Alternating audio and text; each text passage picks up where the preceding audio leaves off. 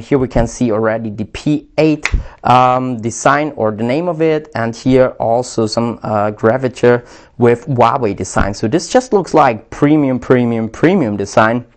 Never had such a nice box in my hand.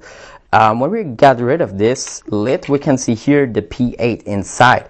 It's just inside the box from the side, so it's quite cool to get it out. Here you just have to pull it out, and the reason why they did that is just that they want to show you how slim this device is. So it's only 6.4 millimeters slim, and they don't have any preluding camera, which is great.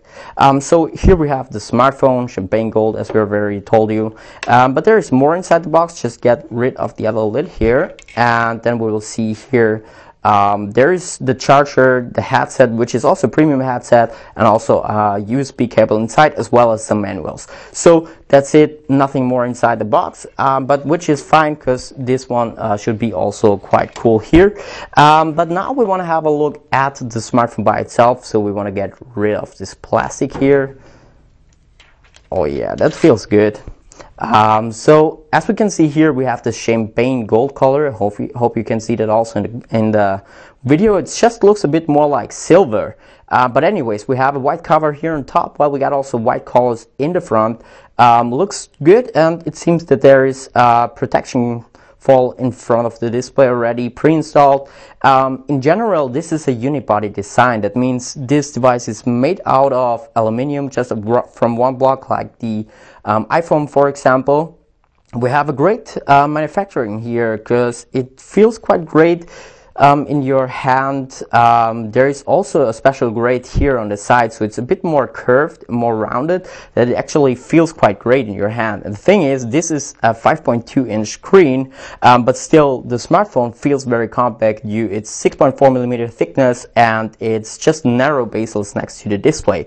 So actually quite great to see that here also on the Huawei P8. So for me, what's most important is the camera. So we have here a new 30 megapixel camera. It has optical image stabilization. It's got improved optical image stabilization in comparison, for example, to the iPhone 6 Plus. That's what they have told us here on the event, is that this one has an optical image stabilization with an angle which is double as the one from the iPhone 6 Plus. So you could probably shake it a bit more, and you still get a sharp image out of it, which helps you also, especially at low light shots here with the camera. And the camera sensor also supports RGW colors. That means 4 colors instead of the 3, which are available on other smartphones. And there's also a DSLR level image processing unit inside the smartphone, which should give you faster images, just get you more features inside the camera menu. But we want to talk about that in the full review, or in just in coming videos. Anyways, in the front we have an 8 megapixel camera with an aperture of f2.4, and the problem here is that it is coming with a fixed focus, not an autofocus. So probably that will be a problem, but we are going to talk about that in the full review.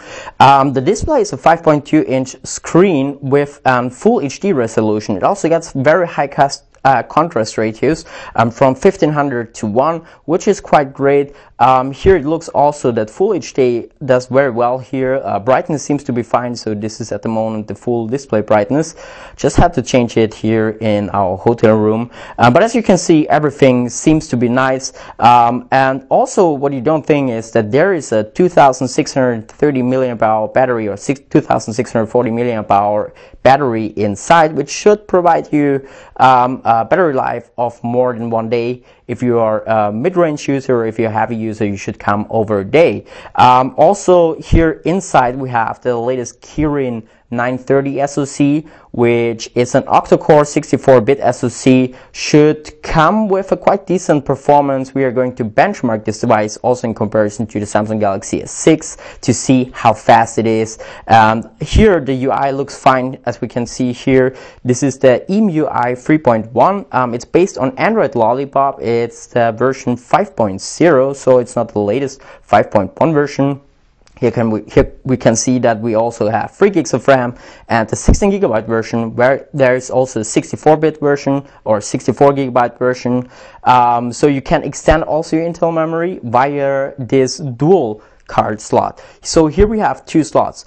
there are 2 nano SIM card slots, or you can use 1 nano SIM card and 1 micro SD card slot instead of the second nano SIM card. Actually, that's quite cool that they have built that inside again here in the Huawei P8. And in overall here that we can see, there is also the standby button and also the volume rocker. And here they're just putting a lot of effort into details. So the standby button is just a bit more inside the frame here in comparison to the volume rocker, so that you can find it easily. Also, if you're working with one hand, everything just should work fine here also.